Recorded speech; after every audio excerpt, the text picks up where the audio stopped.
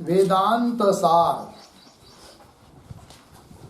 वेदांत सार इस ग्रंथ में प्रथम ही पेज है। तो कल हम लोगों ने इस ग्रंथ का जो प्रथम श्लोक है मंगलाचरण का, उस श्लोक का विचार किया था। तो बताया था अखंडम सच्चिदानंदम अवांग मनस गोचरम आत्मानम अखिलाधारम आश्रये अभीष्ट सिद्धये। आश्रय इसके अनुसार कर्तृपदाया अहम, तो मैं आश्रय करता हूँ अर्थात उस आत्म तत्व को अर्थात ब्रह्म तत्व को मैं के रूप में जानता हूँ। एकत्वेन प्रतिपद्ये, ये बताया था। कैसा है वो आत्मा अर्थात ब्रह्म, तो उसके विशेषण दिए थे अखिलाधारम, समस्त विश्व के प्रति जगत के प्रति जिस प्रति जो कारण है अर्थात जगत की उत्पत्ति जिससे होती है, स्थिति जिससे है और अंतिम में लय भी जिसमें हो जाता है, वो परमात्मा। अवांग मनस गोचरम, वाणी और मन के लिए जो अविषय है, वाणी से जिसका वर्णन नहीं कर सकते, मन से भी जिसका चिंतन नहीं कर सकते, ऐसा वो परमात्मा तत्व है, ब्रह्म तत्व है। लेकिन है कैसा? सच्चिदानंदम, सत्स्वरूप है, चित स्वरूप है, आनंद स्वरूप है। ठीक है। और अखंड है, स्वगत सजातीय विजातीय भेद रहित है। ऐसे उस ब्रह्म तत्व का मैं चिंतन करता हूँ। ये एक प्रकार का मंगलाचरण हुआ। अपने अभिष्ट बात को, इष्ट बात को सिद्ध होने के लिए मंगलाचरण करना पड़ता है। अतः ग्रंथकर्ता ने ग्रंथ की निर्विघ्न परिसमाप्ति हो जाए, ग्रंथ का प्रचार प्रसार हो जाए इत्यादि प्रयोजन के लिए। और मुख्य प्रयोजन है क्या? सभी सीखने वाले को छात्रों को, एक मुमुक्षु को अत्यंतिक दुख की निवृत्ति और परमानंद की प्राप्ति रूप मोक्ष जो सबके लिए इष्ट है, उसकी भी प्राप्ति हो जाए। इसलिए इस ग्रंथ का आरंभ कर रहे हैं और ग्रंथ के आरंभ में मंगलाचरण कर रहे हैं। इस बात को बताया। अब यहाँ पर जो बताया है क्या कि वो परमात्मा कैसा है भाई? अखंड है, सच्चिदानंद है, अवांग मनस गोचर है, अखिलाधार है। ऐसा वो ब्रह्म तत्व है, परमात्मा तत्व है। उसमें से अखंड, सच्चिदानंदम और अवांग मनस गोचरम, इतने पदों के द्वारा उस ब्रह्म तत्व का स्वरूप लक्षण सिद्ध हो जाता है। और अखिलाधारम, इस पद से उस ब्रह्म तत्व का तटस्थ लक्षण सिद्ध हो जाता है। तो दोनों प्रकार का लक्षण भी यहाँ पर बता दिया। इसके साथ साथ अनुबंध चतुष्टय भी इसमें आ चुके हैं। अर्थ तो ध्वनित होते हैं, पता चलते हैं। तो वो कैसे? तो उस पर एक वाक्य लिखते हैं इस श्लोक के संदर्भ में। देखिए, अत्र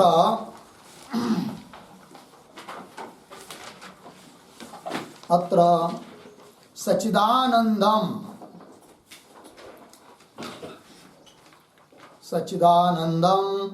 इति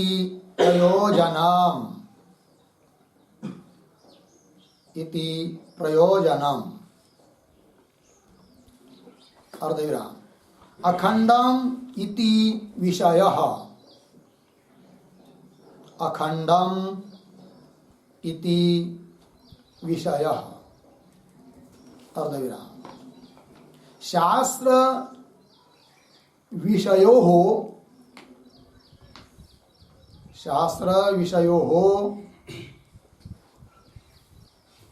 प्रतिपाद्य प्रतिपादक भावः,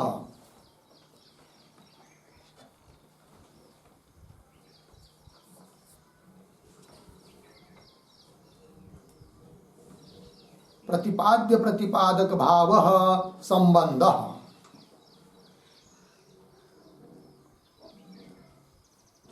अर्धविराम, प्रयोजन कामः अधिकारी, प्रयोजन कामः अधिकारी इति अनुबंध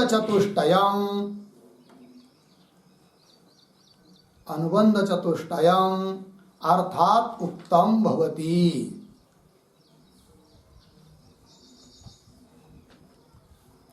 अर्थात उत्तम भवति।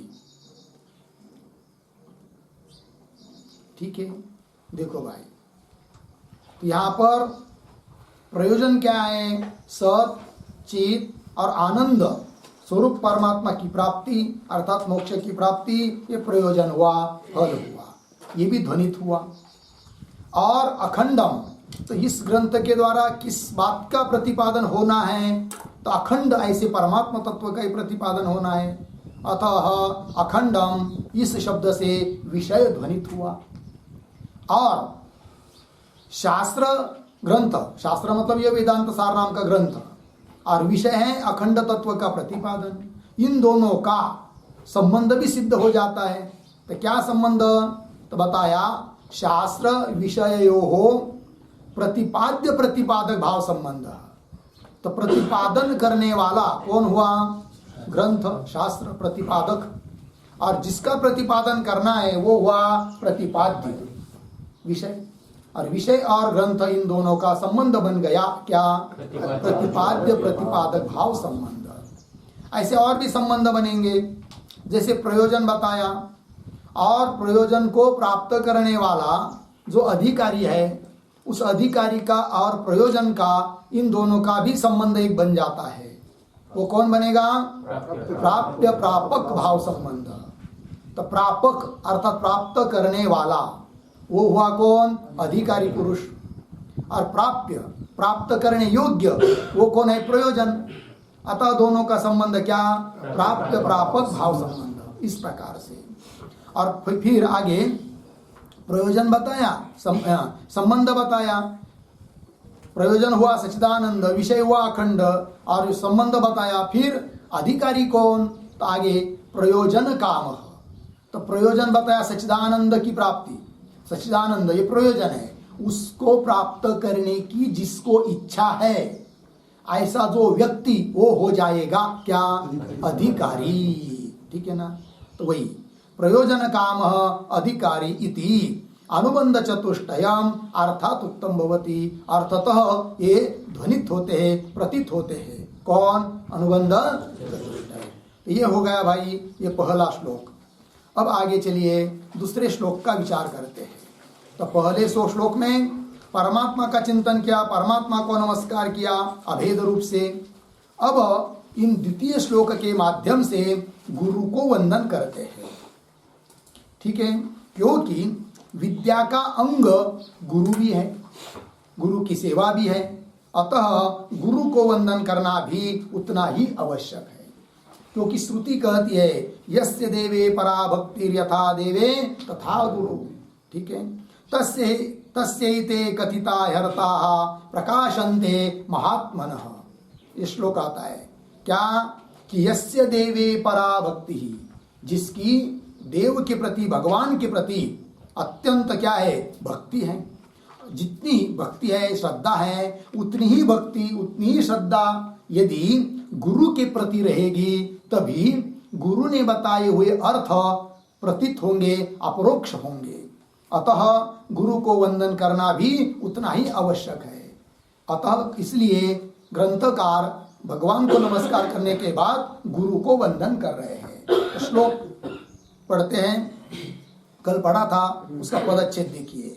अर्थतः अपि अद्वयानंदान अतीत द्वैत भानतः गुरुन् आराध्य वेदांत सारम वक्षे यथामति। ठीक है, अन्वय, अन्वय नीचे दिया ही है। अतीत द्वैत भानतः, मिल गया पंक्ति। अर्थतः अपि अद्वयानंदान गुरुन् आराध्य यथामति वेदांत सारम वक्षे। हो गया ना? यह अन्वय हुआ। जहां अन्वय नहीं दिया रहेगा और जब हम अन्वय बताएंगे तो उस समय क्या करना? फिर उस पर संख्या डालनी पड़ती है। जैसे जैसे अन्वय बताएंगे ना तो वैसे उसके ऊपर नंबर डालेंगे तो फिर बाद में अन्वय अच्छा हो जाता है। ठीक है, अन्वय के पद जुड़ जाते हैं। तो देखो भाई अन्वय में किया है, क्या लिखा है, अतीत द्वैत भानतः अर्थत अपि अद्वयानंदान गुरुन आराध्य यथामति वेदांत सारम वक्षे। मिल गया।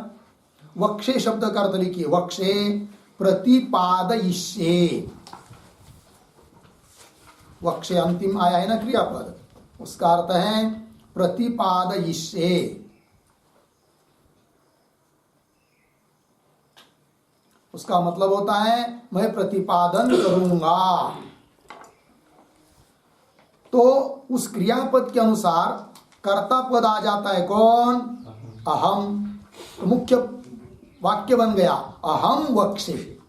अहम ग्रंथकार, ग्रंथकार कह रहे हैं, इस ग्रंथ के कर्ता कौन है, सदानंदयति।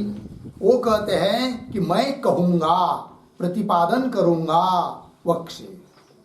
किस बात का प्रतिपादन करेंगे आप, तो वक्षे के पूर्व में पद आया है, कौन सा पद है, वेदांत सारम। अन्वय में हाँ, तो अन्वय का जो वाक्य है ना नीचे, तो वक्षे के पूर्व में पद आया है कौन सा, वेदांत सारम। तो वाक्य बन गया क्या, अहम वेदांत सारम वक्षे, मैं वेदांत सार को कहूंगा। तो वेदांत सार ग्रंथ का भी नाम है। और वेदांत सार इस शब्द का अर्थ होता है वेदांत शास्त्र का निचोड़, तात्पर्य, वेदांत शास्त्र का अभिप्राय। तो वेदांत क्या चीज है वो आगे आएगा, आएगी नहीं थोड़ी देर के बाद। किंतु ये जो वेदांत इतना बड़ा शास्त्र है, 6 शास्त्रों में से एक, उसका जो तात्पर्य है, रहस्यात्मक बात है कि नहीं, मुख्य सिद्धांत है, उसको मैं कहूंगा, मैं कह रहा हूं, है कि नहीं, ये उसका मतलब हुआ। तो अहम वेदांत सारम वक्षे। तो वेदांत सार क्या चीज है, तो वेदांत सार शब्द का अर्थ लिखिए, वेदांत सारम बराबर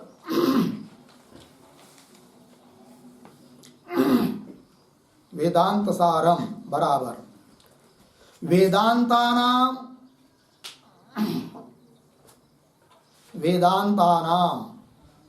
उपनिषद वाक्य जातानाम, उपनिषद वाक्य जातानाम मध्ये यत् सारम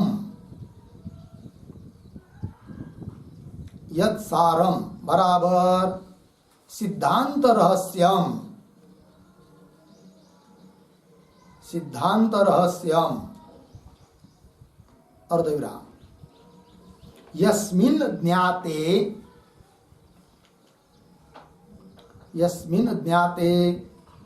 पुनः ज्ञातव्यम न अवशिष्यते तम वेदांत सारम। ठीक है, चलो भाई। तो वेदांत सार का अर्थ बताया, वेदांता नाम अर्थात उपनिषद वाक्य जाता नाम, वेदांता नाम का अर्थ कर दिया उपनिषद वाक्य जाता नाम। उपनिषदों के जितने भी वाक्य है उन सभी वाक्यों के समूह का समूह वाक्य जाता नाम, है कि नहीं। वेदांता नाम का अर्थ उपनिषद वाक्य जाता नाम, उपनिषद वाक्यों का जो समूह है उसमें मध्य यत् सारम, उसमें जो सार भाग है कि नहीं, सार भाग मतलब सिद्धांत रहस्यम। ठीक है, सिद्धांत का गुड़ अभिप्राय, कि ऐसा वो अभिप्राय कि यस्मिन् ज्ञाते, जिसको जान लेने पर पुनः ज्ञातव्यम न अवशिष्यते, पुनः कुछ जानने का बाकी रहता नहीं है, ऐसा सार भाग वेदांत के गुड़ अभिप्राय, उसको कह दिया वेदांत सार। ऐसे वेदांत सार को मैं बताऊंगा, अतः ग्रंथ का नाम भी वैसे ही रख दिया, क्या, वेदांत सार, है कि नहीं। और उसमें क्या बताया है, वेदांत शास्त्र का मुख्य रहस्य भाग बताया है, अर्थ भी वैसा ही है उसका। ठीक है, तो चलिए, तो ज्ञातव्यम न अवशिष्यते तम वेदांत सारम वक्षे। तो वाक्य हो गया ना, क्या वाक्य पूरा हुआ, अहम वेदांत सारम वक्षे। इतना हो गया। फिर आगे उसके पीछे एक पद आया है क्या? यथामति। ठीक है, क्या पद आया है? यथामति मतलब क्या? तो ग्रंथकार कह रहे हैं मैं वेदांत के सार को तो बताऊंगा, बात सही है, किंतु कैसा बताऊंगा? यथामति। यथामति मतलब, यथामति शब्द का अर्थ लिखिए, बुद्धिम अनतिक्रम्य। बुद्धिम अनतिक्रम्य,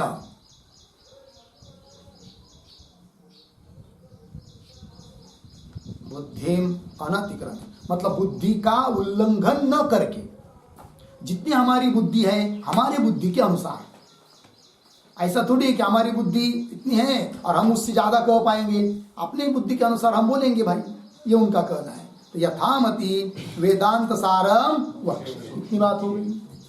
अब प्रश्न आता है कि ठीक है महाराज जी, आप ग्रंथकार जी, आप वेदांत सार को बता रहे हो, बताने जा रहे हो, अपने बुद्धि के अनुसार बताओगे, कोई बात नहीं, किंतु क्या करके आप इस रहस्य को बताएंगे? तो कह रहे क्या? आराध्य। यथामति के पूर्व में शब्द आया है क्या? आराध्य। आराधना करके, सेवा करके, उपासना करके बताऊंगा। अब बोलेंगे भाई किसकी आराधना करके बताओगे? और आराध्य मतलब क्या? तो पहले आराध्य शब्द का अर्थ लिख लेते हैं हम लोग। आराध्य तो लिखते हैं भक्ति श्रद्धातिशय, भक्ति श्रद्धातिशय स्तुति, भक्ति श्रद्धातिशय स्तुति नमस्कारादिना, नमस्कारादिना देवम इव, नमस्कारादिना देवम इव पूजयित्वा,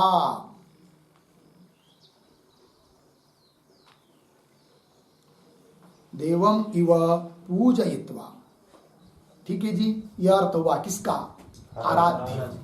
ठीक है, अर्थ देखिए, भक्ति, अतिशय श्रद्धा, स्तुति, नमस्कार इत्यादि के द्वारा जैसे हम लोग देव की पूजा करते, भगवान की पूजा करते हैं, उस प्रकार देवम इव, देव की तरह पूजा करके, किनकी? गुरु की, क्योंकि पीछे पद आ रहा है ना, गुरुन, गुरुन आराध्य, तो गुरु की उसी प्रकार की पूजा करके आराध्य शब्द का अर्थ हुआ। जैसे भगवान की पूजा करते हैं भक्ति श्रद्धा पूर्वक, वैसी ही गुरु की सेवा, गुरु की पूजा करके। लग गया अर्थ।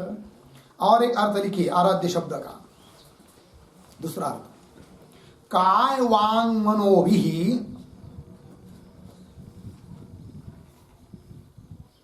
काय वांग मनोभिः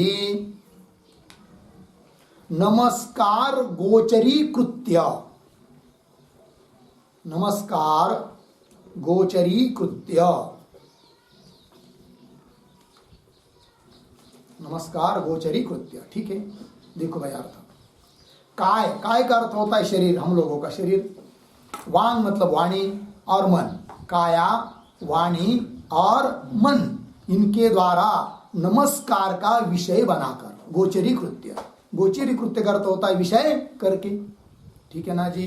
तो मन, नमस्कार तो मैं कर रहा हूं, केवल वाणी से नहीं, तो काय, शरीर, वाणी और मन, इन सबके द्वारा नमस्कार मैं उनको करके, किनको? गुरु को। तो आराध्य शब्द का अर्थ हुआ। लग गए पंक्ति इतना? हाँ। अब किनकी आराधना, किनकी पूजा करके भाई? तो आराध्य के पूर्व में पद आया है, कौन सा? गुरुन, गुरुन आराध्य। तो गुरु शब्द याद है ना, गुरु, गुरु, गुरुम, गुरु, गुरुन। तो गुरुन कौन सी भक्ति है? द्वितीय भक्ति बहुवचन। बोलेंगे भाई गुरुन बहुवचन है, इसका मतलब बहुत गुरु है क्या आपने, आपके? तो उसका उत्तर क्या, गुरु एक ही है, किंतु बहुवचन इसलिए दिया कि आदरार्थ में बहुवचन है, आदर द्योतित करने के लिए, है कि नहीं? बड़े व्यक्ति को अकेली सिंगल भाषा में नहीं बोलते हैं। कोई बड़ा व्यक्ति हो, उसके हो तू, तेरा मेरा ऐसा बोलते हैं क्या? नहीं, क्या बोलते फिर? आपको, आपल्याला, ठीक है ना, तू, मी का तू नहीं होता है ना, तो बहुवचन आदर के लिए। चलिए, तो गुरुन आराध्य, तो चाहे तो लिख के रख सकते हैं उस गुरुन के ऊपर एक वाक्य, गुरुन इति एकस्मिन, गुरुन इति एकस्मिन बहुवचनम, एकस्मिन बहुवचनम पूजार्थम,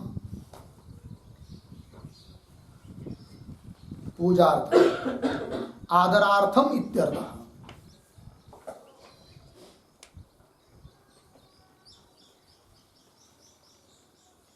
हो गया जी। चलो भाई, तो गुरुन, ये तो बहुवचन है यहाँ पर, एकस्मिन, एक ही गुरु होते हुए भी बहुवचन पूजा के लिए, आदर के लिए, सम्मान दिखाने के लिए। ठीक है, चलिए, तो इतनी बात हो गई, गुरुन आराध्य। ठीक है, फिर प्रश्न करेंगे उनको, महाराज जी, ग्रंथकार जी, गुरु की उपासना करके आप वेदांत सार को बताओगे? कोई बात नहीं। कौन है वो गुरु? आपके गुरु का नाम तो बताओ। तब गुरुन के पूर्व में एक शब्द आया है, क्या? अद्वयानंदा। तो वेदांत सार ग्रंथ के कर्ता जो सदानंद यति, उनके गुरु का नाम है क्या? अद्वयानंद। अद्वयानंद नाम है उनका, तो गुरु के अनुसार कर दिया अद्वयानंदान। ठीक है ना, तो अद्वयानंद है नाम जिनका, ऐसे गुरु को मैं क्या करता हूं? प्रणाम करता हूं, और प्रणाम करके वेदांत सार को बताता हूं। ठीक है, इतनी बात लगी।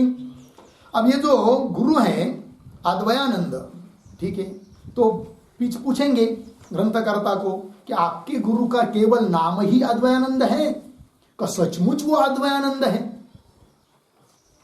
कि नहीं?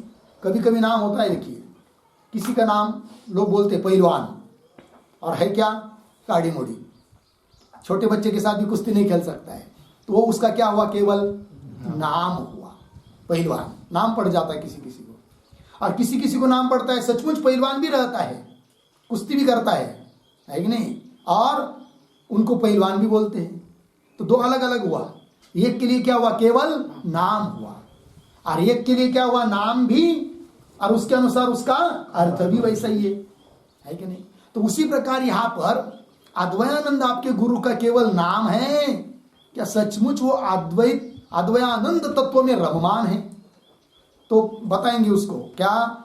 तो पीछे आ रहा है, पीछे का वाक्य, अर्थतः अपि अद्वयानंदान, मतलब केवल उनका अद्वयानंद नाम नहीं है, अपितु नाम के अनुसार सचमुच वो अद्वयानंद में रममान भी है, ये कहना चाहते हैं। तो उसके पहले अद्वयानंदान जो शब्द आया है, मिला ना, उसके ऊपर उसका अर्थ लिखिए। अद्वयानंदान, इसका अर्थ विग्रह, अद्वयाश्च ते आनंदाः च, अद्वयाः च ते आनंदाः च अद्वयानंदाः, अद्वयानंदाः तान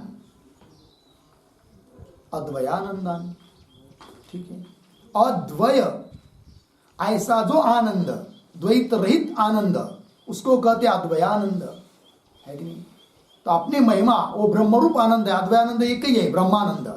उस ब्रह्मानंद में वो रममान भी है, और उनका नाम भी अद्वयानंद है। ठीक है जी, तो चलिए, तो वही बात, उसी बात को बता रहे अद्वयानंदान, इस पद के पूर्व वाला शब्द अर्थतः अपि, मिला, अर्थतः अपि अद्वयानंदान गुरु, मिल गया जी। अर्थतः अपि, अपि शब्द क्या बताता है भाई? तो अपि शब्द का अर्थ लिखिए, अपि लिखिए, अपि शब्देन, अपि शब्देन न केवलम, न केवलम शब्दतः, शब्दतः दित्थादिवत् संज्ञा मात्रम, दित्थादिवत्, दित्थादिवत् संज्ञा मात्रम व्यवस्थितम संज्ञा मात्रम व्यवस्थितम अपितु अर्थतः शब्दतः च इति अर्थतः शब्दतः च इति। हो गया जी। अर्थतः शब्दतः च इति। अर्थ देखिए, तो मूल में आया है अर्थतः अपि। अर्थतः अपि मतलब क्या? शब्दतः शब्द नाम तो उनका ही है अद्वयानंद, किंतु अर्थतः अपि अर्थात उस नाम के अनुसार अर्थ भी उनका वैसा ही है कि नहीं? जैसे किसी का नाम है श्रीमंत राव, कल्पना कीजिए क्या नाम है? श्रीमंत राव, है कि नहीं? अब किसी व्यक्ति का ऐसा भी नाम हो सकता है, पैसा कुछ नहीं उनके पास, किंतु नाम क्या है? श्रीमंत राव, श्रीमंत राव। तो वो नाम कैसा हुआ? केवल शब्दतः हुआ, केवल नाम मात्र है, अर्थतः नहीं है। और सचमुच समझ लीजिए कोई बहुत धनवान भी है और उस व्यक्ति का नाम भी है क्या? श्रीमंत राव, धनानंद, है कि नहीं? तो नाम भी वैसा है और उसके पास धन भी हो, तब उसको कह सकते वो नाम कैसा है? अर्थतः अपि, मतलब शब्दतः शब्द भी वैसा है और उसके अनुसार अर्थ भी है। ठीक है ना जी? नाम है शांताबाई, है कि नहीं? किंतु शब्दतः अर्थतः क्वचित जगह ही मिलता है। नाम तो रहता है किंतु सचमुच वो शांत ही रहती है या नहीं, रोज झगड़ा करती है और नाम क्या? शांताबाई। वो क्या हुआ? केवल शब्दतः हुआ, शब्द मात्र है, अर्थ नहीं है। और सचमुच समझ लीजिए शांत भी हो तब क्या? अर्थतः अपि शब्दतः अपि। उस प्रकार यहाँ पर अद्वयानंद हमारे गुरु कैसे है? शब्दतः अपि अर्थतः अपि। बात समझ में आई? फर्क समझ में आया? तो चलिए, अर्थतः अपि अद्वयानंदान गुरुन आराध्य यथामति वेदांत सारम वक्ष्ये। इतनी बात लगी। अब पुनः पूछेंगे ग्रंथकर्ता को कि आपके गुरुजी अद्वयानंद है, अर्थतः भी है, शब्दतः भी है। अद्वय आनंद में वो अद्वय आनंद स्वरूप बन चुके हैं, क्यों? कारण क्या? हेतु कुछ है? कोई कारण है? तो हेतु बता रहे, अद्वयानंद क्यों है वो अर्थतः भी, उसके लिए हेतु दिया। एक पद आया है, कौन सा? अतीत द्वैत भानतः। लग गया जी? अतीत द्वैत भान वाले होने के कारण वे हमारे गुरु अर्थतः अपि अद्वयानंद है। लग गया जी? तो अतीत द्वैत भानतः मतलब क्या? द्वैत का भान ही उनको नहीं है। तो द्वैत का भान जहां नहीं है अर्थात अद्वैत स्थिति में है, इसीलिए अद्वयानंद है वो। बात समझ में आई? तो यहां जो पद आया है क्या? अतीत द्वैत भानतः, उसका अर्थ लिखते हैं।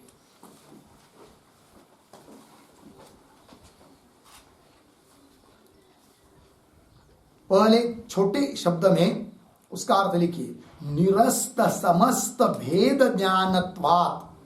पर्यायवाची शब्द, निरस्त समस्त भेद ज्ञानत्वात्।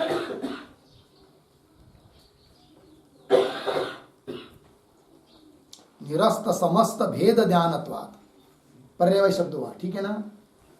अतीत द्वैत भान का मतलब समस्त द्वैत भान जिनका समाप्त हो चुका है, द्वैत की प्रतीति है ही नहीं।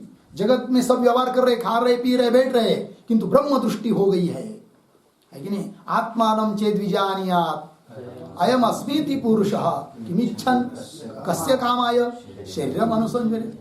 है कि नहीं? न कामना करने वाला रहा, न काम, न कुछ नहीं, केवल एक अद्वैत स्वरूप हो गए। तो वही कह दिया, निरस्त समस्त भेद ज्ञानत्वात्। पर्यायवाची शब्द हुआ। उसके विग्रह थोड़ी लिखे। नंबर 1, अतीतम बराबर गतम बराबर नष्टम द्वैत भानम यतः। द्वैत भानम यतः तस्मात्। ठीक है? अतीतम, अतीतम मतलब गतम, गतम नष्टम, क्या द्वैत भान, यत यस्मात्, जिनसे, है कि नहीं, द्वैत भान रहा ही नहीं, ऐसे वे है, तस्मात् अतीत द्वैत भानतः, एक अर्थ होगा। ठीक है, और दूसरा एक लिखिए,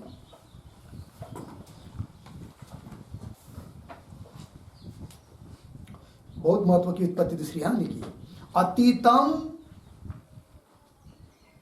द्वैतम यस्मात्, अतीतम द्वैतम यस्मात् तद अतीत द्वैतम, तद अतीत द्वैतम बराबर प्रत्यग आत्म तत्वम, प्रत्यगात्म तत्वम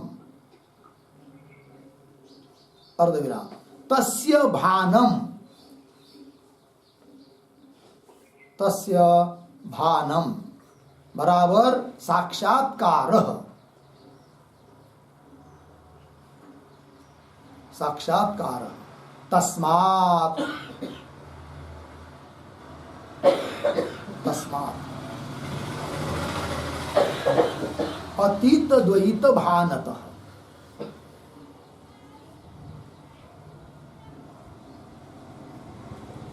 हो गया जी। देखो भैया, अतीतम द्वैतम, अतीतम का अर्थ वही है, नष्टम गतम, नष्टम द्वैतम यस्मात्, जिसमें द्वैत रहा ही नहीं, तद, ऐसा जो तत्व उसको कहेंगे क्या, अतीत द्वैतम। तो अतीत द्वैतम शब्द का अर्थ क्या हुआ फिर, प्रत्यगात्म तत्व, प्रत्यगात्मा ब्रह्म तत्व, उसको कह दिया क्या, अतीत द्वैतम। तो अतीत द्वैतम शब्द का अर्थ क्या आया उत्पत्ति के अनुसार, प्रत्यगात्म तत्व, और तस्य भानम, उसका भान, उसका साक्षात्कार हुआ है जिनको, ऐसे हमारे गुरु अद्वैत, क्या अतीत द्वैत भान वाले, उसकी पंचमी अतीत द्वैत भानत, मतलब क्या, तो उसका साक्षात्कार हुआ है जिनको, ऐसा साक्षात्कार हुआ होने के कारण क्या, अतीत द्वैत भानत का अर्थ हुआ ना क्या, अतीत द्वैत का अर्थ हुआ प्रत्यगात्म तत्व, और उसका भान अर्थात साक्षात्कार हुआ है जिनको, ऐसे वे, तस्मात्, लेकिन तस्य भानम साक्षात्कार, और ऐसा साक्षात्कार होने के कारण, तो शब्द मिल गया तस्मात्, उसका अर्थ हुआ अतीत द्वैत भान, अद्वैत तत्व का साक्षात्कार होने के कारण पंचमी, इसलिए है वो क्या, अद्वयानंद, अर्थतः अपि, अर्थतः अपि अद्वयानंद है। क्यों, अद्वैत तत्व का उनको साक्षात्कार हुआ है। लग गया जी। तो दो अर्थ हुए भाई अतीत द्वैत भानत इस शब्द के। पहला अर्थ सरल सरल हुआ क्या, कि द्वैत भान नष्ट हुआ है जिनसे, है कि नहीं। दूसरा अर्थ वैसा नहीं किया, तो अतीत द्वैत का अर्थ क्या, परमात्मा तत्व और उसका साक्षात्कार हुआ है, साक्षात्कार हुआ होने के कारण, हेतु, हेतुवाचक पद बन गया। तो चलिए मूल में, अन्वय में, अतीत द्वैत भानतः अर्थतपि अद्वयानंदान गुरुन आराध्य यथामति वेदांत सारम वक्षे। हो गया जी, शब्द समझ गए, अर्थ समझ में आया। अब आगे चलिए पेज नंबर 4 पर, वेदांतो नाम उपनिषद प्रमाणम, मिल गया। हाँ, मोटे मोटे अक्षर में दिया है, ठीक है। अब द्वितीय श्लोक में जो बात बताई थी कि वेदांत सारम मोक्ष, वेदांत की सार को बताऊंगा, किंतु वेदांत क्या है वो ही हमको पता नहीं है, तो उसका सार कब समझ में आएगा। तब पहले हमको वेदांत मतलब क्या वो बताओ, ऐसा प्रश्न उपस्थित होता है। अतः ग्रंथकार बताने जा रहे हैं किस बात को, वेदांत क्या है, किसको कहते हैं वेदांत, ठीक है। तो वही दे रहे, वेदांतो नाम उपनिषद प्रमाणम तदुपकारिणी शारीरक सूत्रादीनी च, ठीक है। चलिए, तो वेदांत शब्द का अर्थ होता है उपनिषद, सरल सरल अर्थ। वेदांत मतलब उपनिषद, हमको वेदांत पढ़ना है भाई, वेदांत पढ़ना है मतलब क्या पढ़ना है, उपनिषद पढ़ने हैं, ठीक है। तो मुख्य अर्थ हुआ वेदांत शब्द का क्या, उपनिषद, ठीक है। और उपनिषद के लिए अनुकूल जो ब्रह्मसूत्र आदि हैं उनको भी कहते हैं क्या? वेदांत। इसलिए कहा तदुपकारिणी शारीरिक सूत्रादीनी च। लग गया इतना अर्थ? देखिए एक बात का। तो वेदांत मिला, तो लिखिए वेदांत शब्द के ऊपर एक वाक्य, वेदानाम अंतः वेदांत।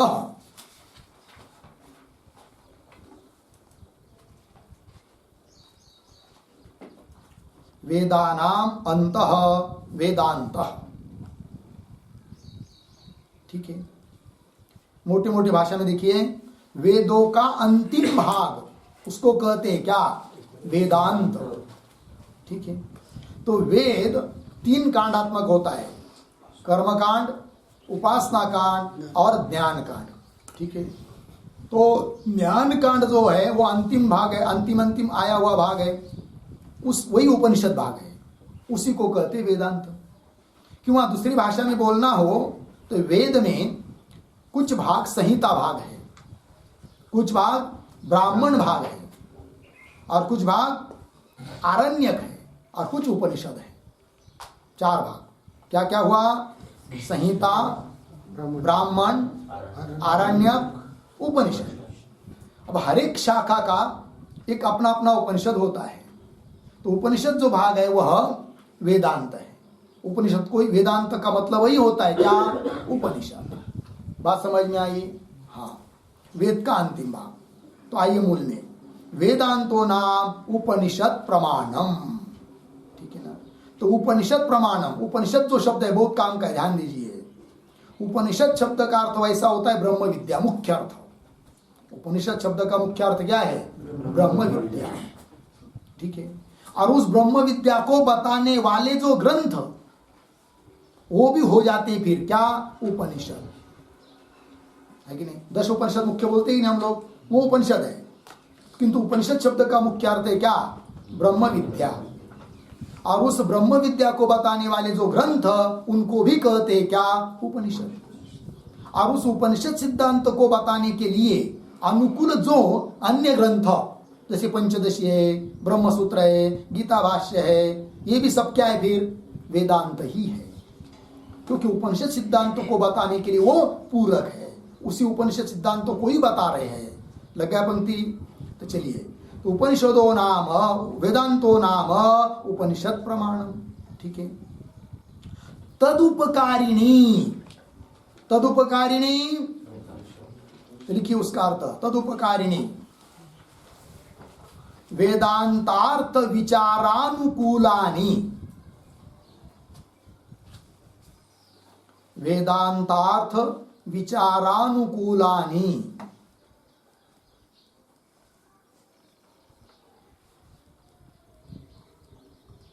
वेदांतार्थ विचारानुकूलानि। ठीक है जी, वेदांत का जो अर्थ है उसके विचार के लिए अनुकूल, उपकारक, अनुकूल जो है वे भी वेदांत है। तदुपकारिणी का अर्थ लिखा, हो गया इतना? हाँ, वो कौन है ऐसे तदुपकारिणी, वेदांतार्थ विचार के लिए अनुकूल ऐसे कौन है कि जिसको वेदांत शब्द से कहते हैं? तो बताया आगे, शारीरक सूत्रादीनी च। मिला?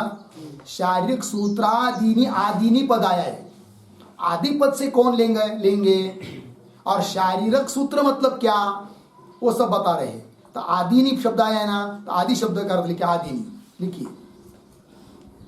आदि शब्देन, आदि शब्देन भगवद्गीतादि, भगवद्गीतादि अध्यात्म शास्त्राणि गृह्यन्ते।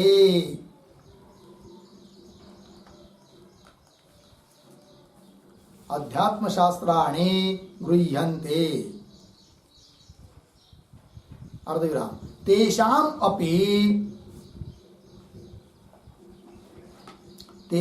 अपि उपनिषद शब्दवाच्यत्वात्, उपनिषद शब्दवाच्यत्वात् इति भावः।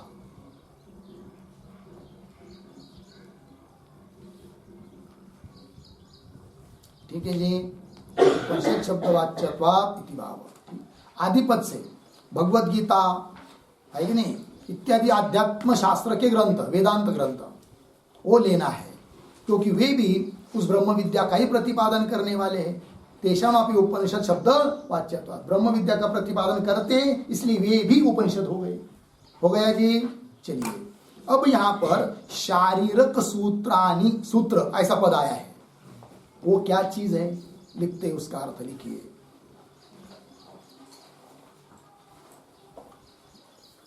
तो शरीरम एव शरीरकम,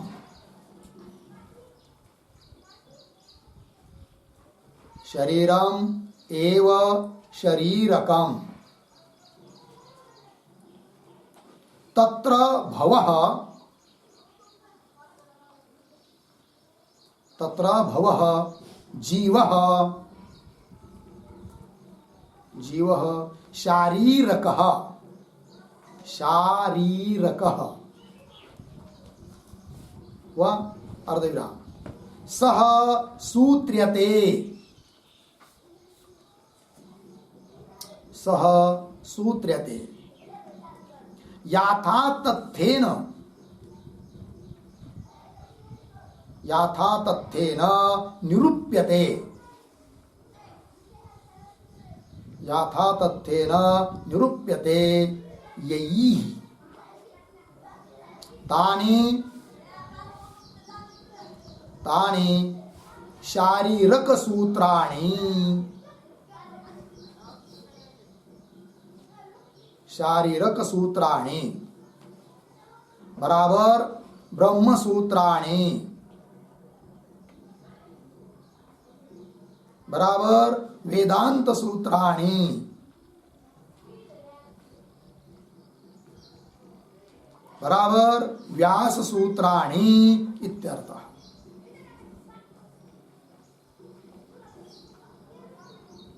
हो गया। देखो भाई अर्थ, तो ब्रह्म सूत्र का ही नाम है शारीरक सूत्र। क्यों उनको ऐसा नाम पड़ा शारीरक सूत्र करके? है तो ब्रह्म सूत्र, तो इसलिए व्युत्पत्ति बताई। तो शरीरम एव शरीरकम, ठीक है ना। शरीर जो है ना हम लोगों का, उसी को कहते शरीरक। कब प्रत्यय हुआ? क्यों? कुत्सित अर्थ में, क्योंकि अत्यंत निंदित है, घृणित है हमारा शरीर। ये शरीर क्या बहुत अच्छा है क्या? कुछ नहीं इसमें अच्छा बात, ठीक है ना। तो शरीरम एव शरीरकम है कि नहीं, कुत्सित अर्थ में क प्रत्यय हुआ है। ऐसा जो शरीर क मतलब शरीर ही, तत्र भवः उसमें रहने वाला, इस शरीर में रहने वाला कौन है? जीव। अतः उस जीव को कहते शारीरक। जीव को शारीरक क्यों कहते हैं? शरीर में रहता है इसलिए। और कैसे शरीर में रहता है वो? अत्यंत निंदित घृणित शरीर में रहता है, अतः उसको कह दिया क्या? शारीरक जीव। और उस जीव के बारे में यथार्थ रूप से वर्णन किया है जिन सूत्रों ने, अतः उन सूत्रों को कहते हैं क्या? शारीरक सूत्र, ठीक है। सूत्र्यते, सूत्र्यते का अर्थ कर दिया आपने, लिखा ना अभी, सूत्र्यते, उसके आगे 12 वचन दीजिए। उसका अर्थ है याथा तथ्येन निरूप्यते, उस जीव को यथार्थ रूप से उसका निरूपण किया जाता है। यही ही जिनके द्वारा, तानी शारीरिक सूत्रानी, जिनके द्वारा उस जीव का यथार्थ रूप से निरूपण किया जाता है, उन सूत्रों को कहते हैं क्या? शारीरक सूत्र। यथा तथ्येन निरूप्यते यही ही तानि शारीरक सूत्राणि। वो कौन है सूत्र? ब्रह्म सूत्र। ब्रह्म का प्रतिपादन करते, जीव ब्रह्म का भेद है, ब्रह्म का प्रतिपादन करते, ब्रह्म का भी निरूपण करते, क्योंकि जीव और ब्रह्म एक ही है। अतः उनको शारीरिक सूत्र भी कहते हैं, ब्रह्म सूत्र भी कहते हैं, उनको वेदांत सूत्र भी कहते हैं, व्यास सूत्र भी कहते हैं, बादरायण सूत्र भी कहते हैं, बहुत सारे नाम है। लग गया जी। चलिए आइए मूल में। तो क्या चल रहा है बात? शारीरिक सूत्रादीनि च। तो इस पंक्ति में क्या बताया? वेदांत क्या है वो बात बताई। तो वेदांत मतलब कौन हुआ फिर? उपनिषद प्रमाण। और उसके उपकारक, उसके पूरक ब्रह्म सूत्र आदि वे सब क्या है? वेदांत है। ठीक है जी। आइए, इस पंक्ति में उपनिषद प्रमाणम पद आया है, उस पर लिखते एक वाक्य।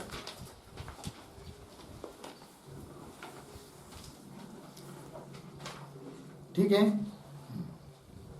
तो उसकी दो तरह से, उपनिषद एव प्रमाणम, उपनिषद प्रमाणम, ऐसा विग्रह उपनिषद प्रमाणम शब्द का।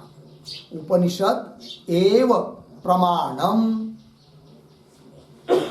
उपनिषद प्रमाणम।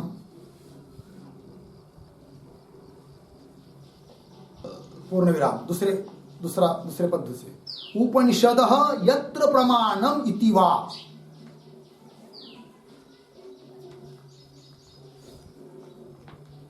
उपनिषदः यत्र प्रमाणम इति वा। ठीक, ध्यान दीजिए, उपनिषद प्रमाणम, ये जो मूल में शब्द आया है उसके दो अर्थ। पहला अर्थ कर दिया उपनिषद एव प्रमाणम, उपनिषद प्रमाण मतलब उपनिषद ग्रंथ वही है प्रमाण, उसको कहेंगे क्या? उपनिषद प्रमाण, ग्रंथों को लेकर। और दूसरे विग्रह के अनुसार उपनिषद यत्र प्रमाणम, तो उपनिषद शब्द करते हैं ब्रह्म विद्या, वो ब्रह्म विद्या है कि नहीं? यत्र ब्रह्म विद्या, और उसमें है प्रमाण, कौन? उपनिषद। तो उपनिषद है जहां प्रमाण, उसको कहेंगे उपनिषद, अर्थात ब्रह्म विद्या। तो उपनिषद शब्द के दो अर्थ, मुख्य अर्थ ब्रह्म विद्या। कौन से विग्रह के अनुसार? आगे वाला, उपनिषद यत्र प्रमाणम, उपनिषद है प्रमाण जिसमें। तो उपनिषद ग्रंथ वे है प्रमाण जिसमें, ऐसी विद्या ब्रह्म विद्या। तो उपनिषद शब्द का अर्थ ब्रह्म विद्या हो गई। ठीक है ना? और दूसरा पहला विग्रह, उपनिषद एव प्रमाणम, उपनिषद प्रमाणम, उपनिषद ही प्रमाण है। लग गया अर्थ जी? हाँ। अब ये उपनिषद जो शब्द है कि जिसका अर्थ ब्रह्म विद्या किया जाता है, तो क्यों उपनिषद शब्द का अर्थ ब्रह्म विद्या होता है, इसका थोड़ा विचार करते हैं। तो थोड़ा लिखिए आप लोग, उपनिषद ऐसा नाम देना है, फिर उसके आगे बराबर चिन्ह देकर लिख लीजिए। उप अधिक, अधिक सद, उप अधिक नी, अधिक मतलब अधिक का चिन्ह, बराबर का अधिक प्लस का चिन्ह देना है। उप अधिक नी अधिक सद, कौंस में लिखिए शद्रु, मूर्धन्य श, द आर्धा उसको रु, शद्रु, कौंस बंद, मूल धातु शद्रु है। ठीक है, आगे लिखिए, धातु से क्विप प्रत्यय होकर, क्विप प्रत्यय होकर उपनिषद शब्द बनता है। उपनिषद शब्द बनता है, लिखा, उपनिषद शब्द बनता है, पूर्ण विराम। उपनिषद शब्द का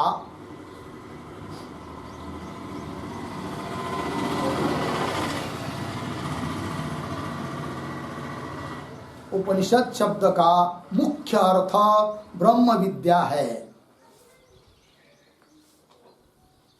मुख्य अर्थ ब्रह्म विद्या है, और गौण अर्थ, गौण अर्थ ब्रह्म विद्या प्रतिपादक, ब्रह्म विद्या प्रतिपादक ग्रंथ विशेष है।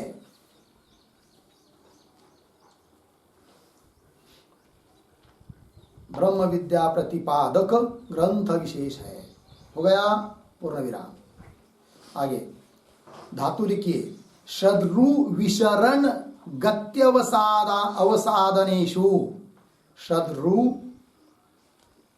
विशरण गत्य, विशरण गत्य वसादनेषु, वसादनेषु, ये धातु है भाई। हो गया, थोड़ा अर्थ समझ लेंगे इतने का पहले। तो ऊप एक उपसर्ग है, नी यह भी उपसर्ग है, और धातु है शद्रु, उसका रहता है सद, फिर उसको क्विप प्रत्यय बन जोड़कर शब्द बन जाता है उपनिषद।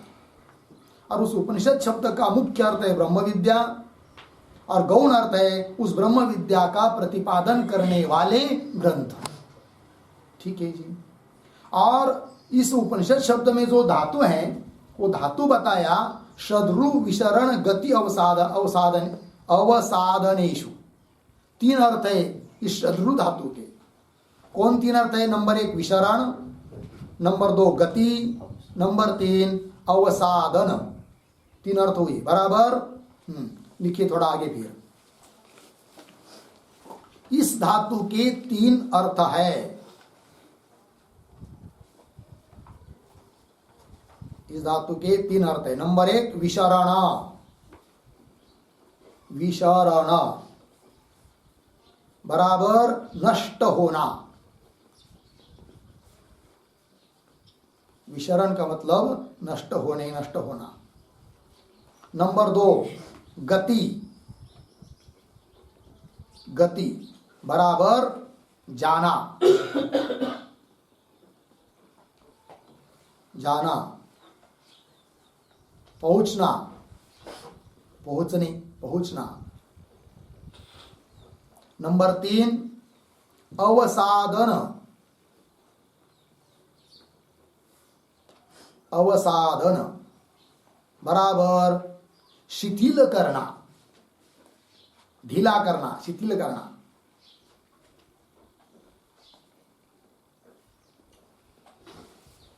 ठीक है, आगे इन तीनों इन तीनों अर्थों का समन्वय इस प्रकार है।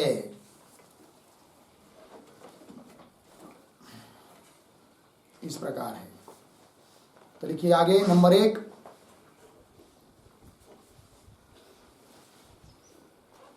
ठीक है ना।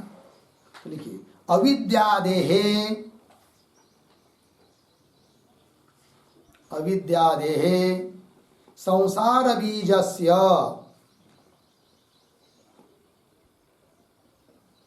संसार बीजस्य विशरणात्, विशरणात् बराबर हिंसनात्, हिंसनात् बराबर विनाशनात्, विनाशनात् इति अर्थयोगेन,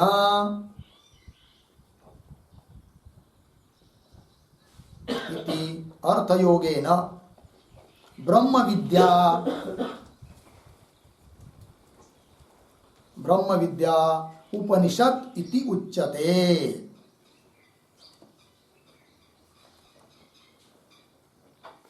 ब्रह्म विद्या उपनिषद इति उच्यते। हो गया। नंबर 2 परम ब्रह्म गमयति, परम ब्रह्म गमयति बराबर प्रापयति, प्रापयति इति, इति ब्रह्म गमयितृत्वेन, ब्रह्म गमयितृत्वेन योगात्, योगात् ब्रह्म विद्या उपनिषद इति उच्यते। ब्रह्म विद्या उपनिषद इति उच्यते। नंबर 3 लोकांतरे, लोकांतरे पौनः पुण्येन, पौनः पौनः पुण्येन प्रवृत्तस्य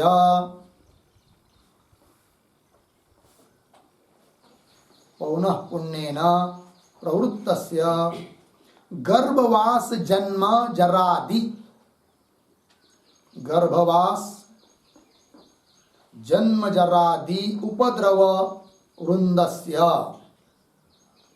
जन्म जरादि उपद्रव वृंदस्य अवसादयितृत्वेन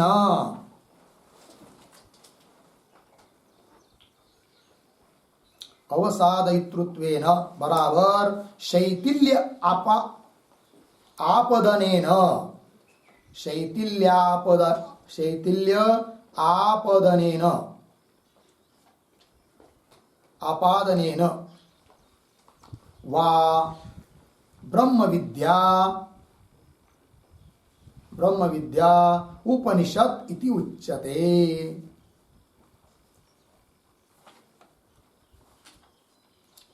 उपनिषद इति उच्यते। ठीक है, देखो भाई अर्थ। तो उपनिषद शब्द कैसा बना है वो लिख के दिया आपको। उसमें उप एक उपसर्ग है, नी उपसर्ग है, सद धातु एक प्रत्यय कर दिया, उपनिषद शब्द बना। उपनिषद शब्द का मुख्य अर्थ है ब्रह्म विद्या, गौण अर्थ है ग्रंथ। धातु है उसमें शत्रु विशरण गत्यवसाधनेषु, 3 अर्थ है उसमें। विशरण मतलब नष्ट होना यह अर्थ है, गति मतलब जाना, प्राप्त होना, पहुंचना, ये दूसरा अर्थ बताया, और अवसाधन मतलब शिथिल करना, ढीला करना, ये 3 अर्थ है। ठीक है, तो ब्रह्म विद्या ये तीनों काम करती है। अतः ब्रह्म विद्या के लिए शब्द है उपनिषद। उपनिषद शब्द का अर्थ क्या है? ब्रह्म विद्या। उपनिषद में धातु है शत्रु, उसके 3 अर्थ है और वो तीनों काम कर रही है कौन? ब्रह्म विद्या। अतः ब्रह्म विद्या शब्द के लिए शब्द है उपनिषद, मतलब उपनिषद शब्द का अर्थ हुआ ब्रह्म विद्या। तो क्या 3 काम करती है ब्रह्म विद्या वो बताया। नंबर 1, अविद्यादे संसार बीजस्य, ये जो संसार है जन्म मरणादि संसार, उसके लिए बीज भूत कौन है? अविद्या। तो अविद्यादि जो संसार का बीज है उसका विशरण कर देती है ब्रह्म विद्या। विशरणात् उसका अर्थ कर दिया हिंसनात्, उसका अर्थ कर दिया विनाशात्, नष्ट कर देती है। ब्रह्म विद्या प्राप्त हुई तो संसार का बीजभूत अविद्या नष्ट होती है, अर्थात विशरण हुआ। तो विशरण अर्थ को लेकर ब्रह्म विद्या शब्द का उपयोग हो रहा है, ब्रह्म विद्या। तो ब्रह्म विद्या क्या करती है भाई?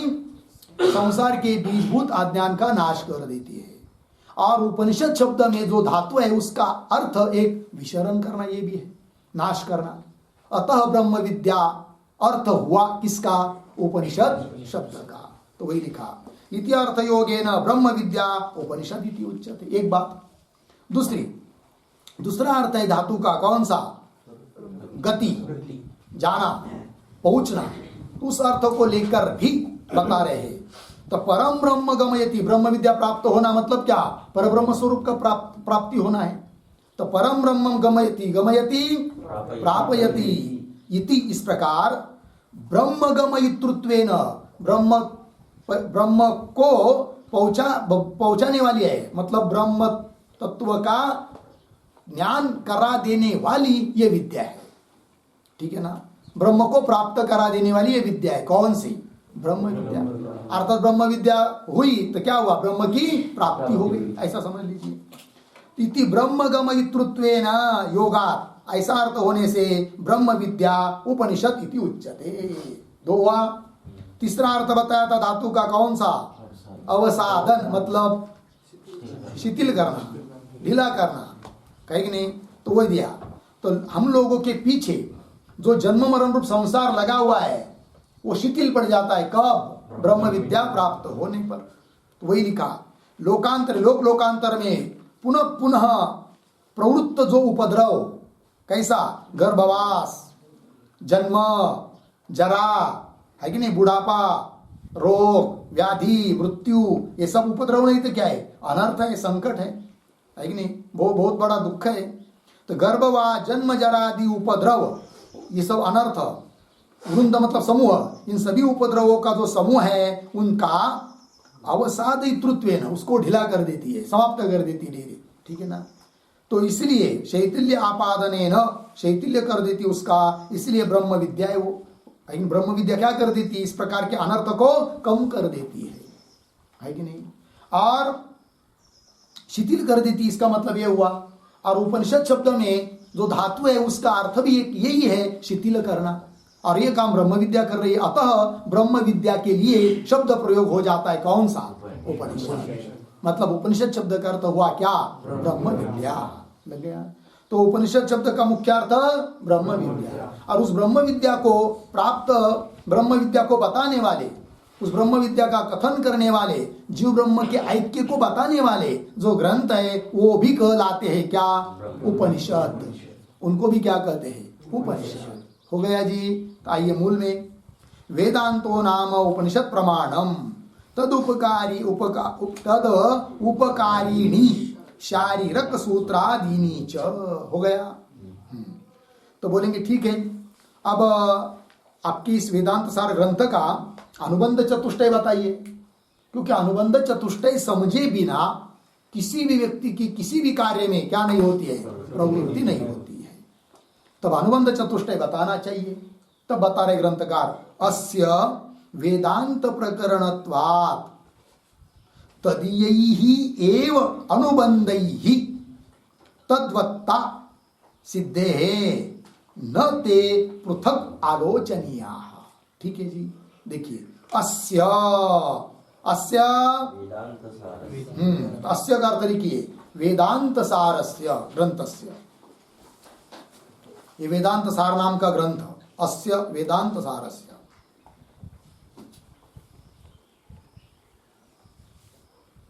हो गया। आइए मूल में, अस्य वेदांत प्रकरणत्वात्, यह वेदांत सार ग्रंथ वेदांत का ही एक प्रकरण होने के कारण इस वेदांत सार ग्रंथ के लिए अलग से अनुबंध चतुष्टय बताने की जरूरत नहीं है।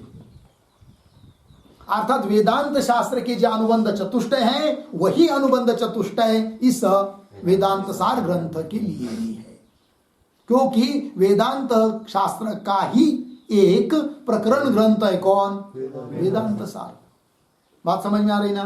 तो वही देखिए, अस्य वेदांत प्रकरणत्वात् तदीयैहि एव अनुबंधैहि। तदीयैहि, तदीयैहि मतलब लिखिए तदीयैहि का अर्थ, तदीयैहि बराबर वेदांत शास्त्र सिद्धैहि।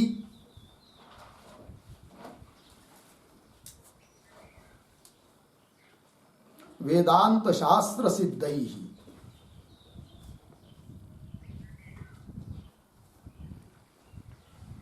हो गया ना?